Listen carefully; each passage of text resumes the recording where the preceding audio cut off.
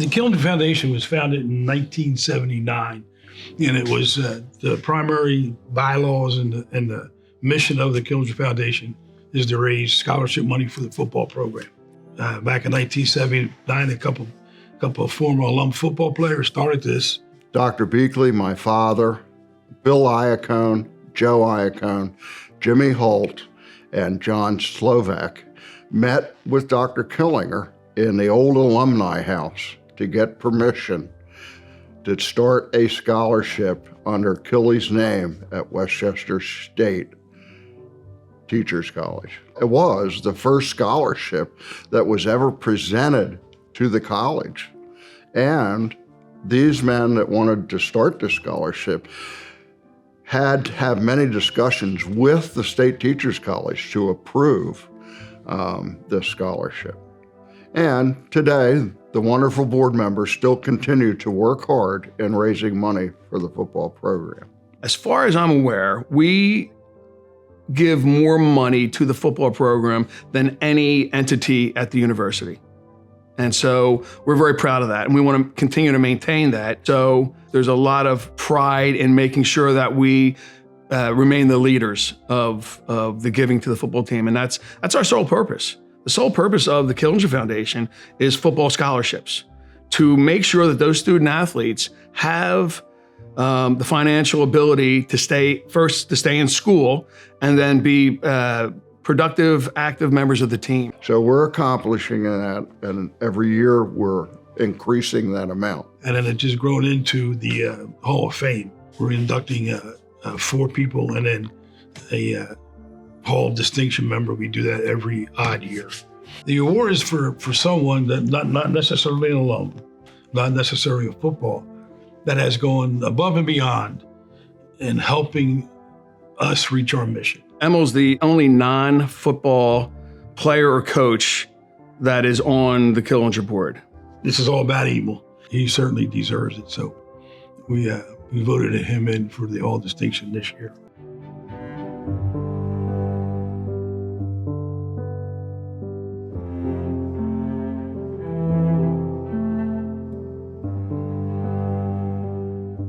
When they told me, I said, I decline. Oh, I absolutely knew he would shy away from it. He even said to me on the side, don't do this.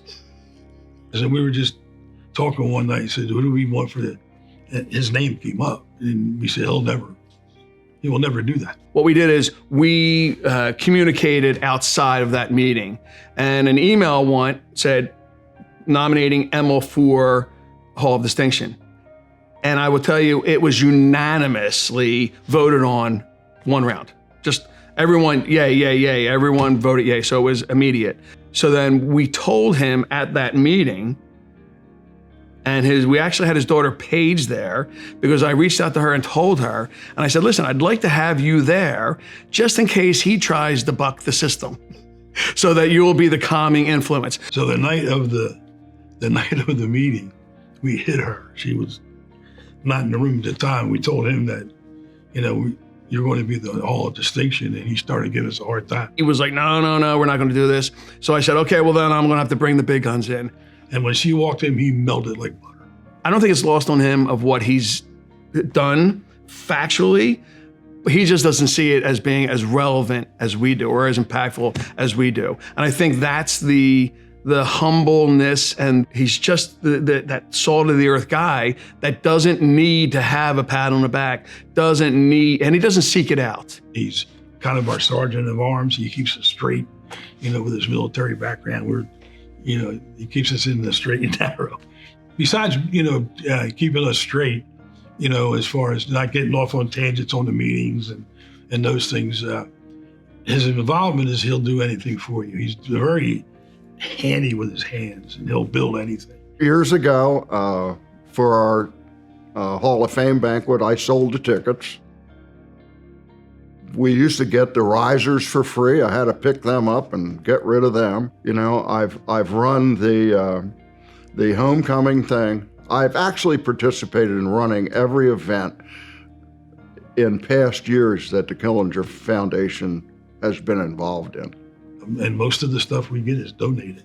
and he's a big part of, calling people up and say, we need this, we need that. And because of him, they donate. That's what's so nice about Emil. He's like the only person that I've ever met that would just do anything for anybody. Well, that's the way he always was, Paige. I mean, when we had the phone-a-thon, he was right in the middle of it. When we had the banquet, he was right in the middle of it. When we had the golf tournament, he was right in the middle of it. And if any of the executive board members, him and Ald, he jumped their case pretty well. Yeah, he's willing to pick up and do anything. If you needed help, call me up. I'll come help you. I just think everybody ought to get involved. There's times where he'll be manning the grill at, say, a homecoming. Somebody will come over to relieve him, and he's like, "No, I'm good. You go enjoy." It's funny because that is bred into his family as well. Because when his daughters come, they are doing things and helping out, and not just socializing. They're there manning the grill, helping put cheese on the burgers and whatever it may be. So it seems to be a family trait. The only thing that requires Emil to be on the board is his duty to his father and to Glenn Killinger and the board. He's a man of duty. There's no doubt about it. I actually became a board member upon my father's passing in 1998, which was directed by Dr. Walter Beakley. When your grandfather died, I appointed your dad to the executive board. And when we met that month, the executive board accepted him unanimously. Before my father passed away, he said, "When I'm gone, you take my place on the board." And I said, "Yes, sir, I'll do that." And I said, "Daddy, how long?" And he said, "That's not an issue." So really, I'm not a volunteer. I was directed by my father to participate for ever. He took over that foundation. His leadership, his watchdog tenacity, he really pulled the foundation through some real serious situations. And he did not like to talk too much. He always saw things black and white. I'm just a guy that likes to participate in the background and just be there. And I've been that my whole life. The hardest thing for me in getting this award is, number one, you're comparing me to my dad. And he's up here well ahead of me. Maybe the impact that he has on the board is through me. There's been a lot of board members that have come and gone, but not Emil. He's been there since he was eligible. When he comes to the board meetings, he has a 3-ring binder about that big of everything that's been done over since 1988 anyway. The rules and bylaws and minutes, and because he'll go back, we'll say, well, let's do this. And he goes, whoa, wait a minute. Back in minutes from the meeting a year ago, this is what we decided to do. He's our historical guy, as far as, what happened back in here. He remembers everything. He's like an encyclopedia of things that happened at Westchester and at Killinger. It's been impressive to watch him recount his stories, and he is a doorway to the past. But a door opens both ways. So he's part of the futures and the present right now. So I don't know where I would be from a Killinger standpoint without Emil's tutelage, mentoring, and just his insights. I just wish that everybody here on this campus today could go back in the 50s and see Wayne Field never had an empty seat. Or maybe seeing Dr. Killinger at a football game when he kicked a water bucket and got his foot stuck in a water bucket. It would just be nice to go back.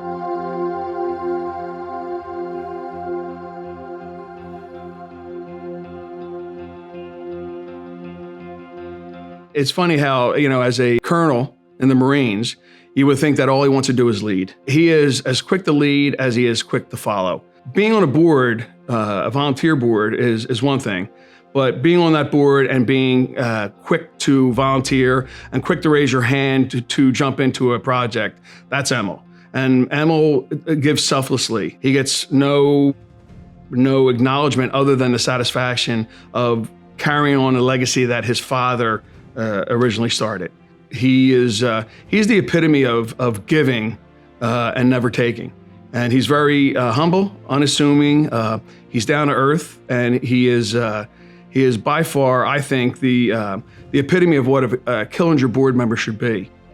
No, that he's just a big-hearted guy, right? And he's very important to me in my role as the president, and keeping me, down the straight and narrow, and letting me know what's the way to go, and not to get off on tangents on meetings. And I lean on him a lot, to help what I'm supposed to. He's just a good guy. Everybody in this world ought to volunteer and help somebody.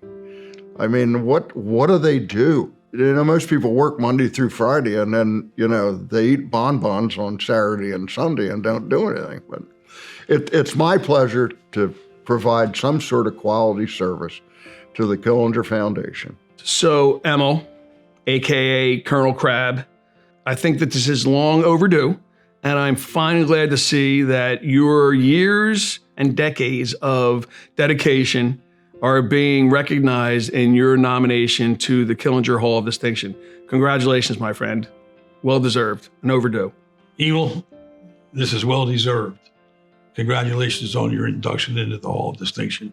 I'm honored to be considered as part of your dad's ceremony and recognition. They should have recognized your dad much sooner, to be honest. It's like they say in the Marine Corps, glad to be of service, sir. And then you just march off and do what's designated for you to do.